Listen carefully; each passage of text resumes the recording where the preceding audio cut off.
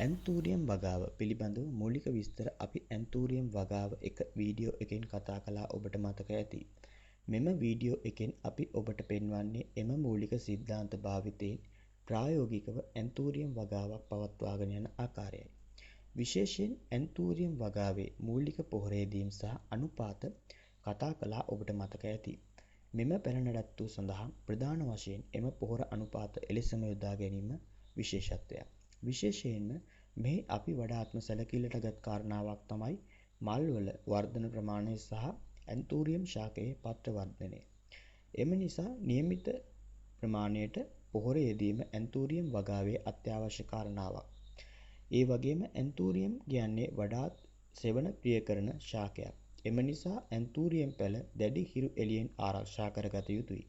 එසේ නොමැති වූ විට අපි බලාපොරොත්තු වන මල් අස්වැන්න අපිට ලබා ගන්න අපහසුයි. ප්‍රධාන හේතුවක් ලෙස අපිට දක්නට ලැබෙන්නේ ශාකයේ ජලය හිඟවීම නිසා ශාකය තුල ඇතිවන ජල හිඟීම. ඒට ප්‍රධාන හේතුව අධික උත්සේදනය මගින් ශාක පත්‍රවල ඇති පූටිකා සෛල වලින් ජලය ජල වාෂ්ප විදියට ඉවතට ගමන් කිරීම. ඒ වගේම ශාක මුල් වල තෙතමනය අඩුවීමත් අපිට ගන්න පුළුවන්. මේ වළක්වා ගැනීමට ප්‍රධාන ක්‍රම දෙකක් අපි මෙහිදී භාවිතා කළා.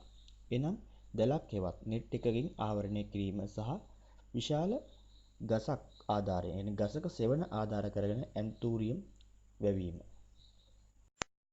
මෙම රූපරාම පෙළේ දක්නට ලැබෙන ඇන්තූරියම් පැළ සෙවන ආධාර කරගෙන එනම් ගසක සෙවන ආධාර කරගෙන තමයි වර්ධනය කරලා තියෙන්නේ. මෙම ඇන්තූරියම් බඳුන් ශාකයේ වටේ එනම් තද හිරු එළිය නොවැටෙන ලෙස තමයි තියලා තියෙන්නේ. ශාකයට ජලය යොදන විට උදේ සහ සවස ජලය එකතු කරනවා. දවල් කාලයේ ශාක වලට ජලය එකතු කිරීමක් කරන්නේ නැහැ. ඒට ප්‍රධාන හේතුව පරිසරයේ තරමක් උෂ්ණත්වයකට සමහර විට, ඒ කියන්නේ සමහර උෂ්ණත්ව වේලී කාල ගුණවල තිබෙන්නට පුළුවන්. එම උෂ්ණත්ව පරාසය සමහර විට ශාකයට ජලය සමග මිශ්‍ර වූ විට දැනෙන්නට පුළුවන්. ඒ වගේම ශාකයට හානි වීමට තිබෙන ඉඩකඩ ඉතා වැඩි වීමත් ඒට ප්‍රධාන හේතුන් ලෙස දැක්විය හැකියි. ඒ වගේම පොහොර යොදන්නේ පායන කාලයේදී වීම විශේෂත්වයක්. එයට හේතුව වර්ෂා කාලයේ පොහොර යෙදුවහොත් නිරන්තරයෙන් වැටෙන අධික ජලය සමග පොහොර දිය වී මල් පෝච්චියේ පහළ ඇති සිදුරු තුලින් ඒවා පිට වෙලා යන්න පුළුවන්. එවිට එම පොහොර ශාකයට උරා ගැනීමට ඇති සම්භාවිතතාව ඉතා අඩුයි. ඒ වගේම ශාක පලිබෝධක දලබුවන් හා විවිධ කෘමීන්ගෙන් ආරක්ෂා කරගත යුතුයි.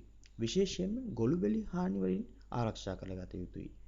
පලිබෝධනාශක සහ පලිබෝධ උගුල් මගින් ශාක හානි වළක්වලා ගන්න පුළුවන්.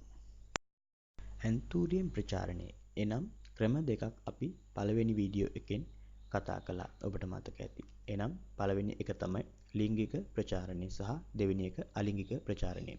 ඇන්තූරියම් පැළ ලබා ගැනීමේදී මෙහිදී බීජ මගින් පැළ ලබා ගැනීමක් සිදු කළේ නැහැ. ඒ කියන්නේ මේ වගා ක්‍රමයේදී. විශේෂයෙන්ම නව පැළ ලබා ගැනීමක් කළේ ශාකයේ නව අංකුර සහ පඳුරේ නවතම දුහිතෘ පැළ මව් ශාකයෙන් ලබා ගැනීමෙන්.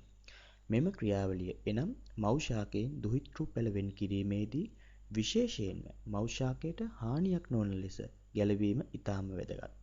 නව ශාක අංකුර ලබාගත් පසු මව් ශාකයේ තුවාල වූ ප්‍රදේශ නැවත පසට හෝ කොහොඹත් පොල් එළිය වලට යට කර තැබීම කරන්නට පුළුවන්.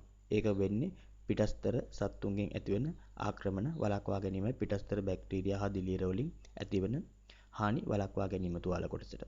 ඒ වගේම එසේ ලබා ගැනීමේදී අංකුර වලටද හානියක් නොවන ලෙස ගැලවීම එනම් පැලේ මුල් වලට තද හානි නොවන ලෙස ගැලවිය යුතුයි. එසේ ගලවාගත් අංකුර සහ පැළ නවතම සකසාගත් භාජනවල සිටුවීම කළ හැකියි. පැළ සිටුවීමේදී තනි තනිව හෝ පැළ කිහිපයක් එකට එනම් ගොනු කර සිටුවිය හැකියි.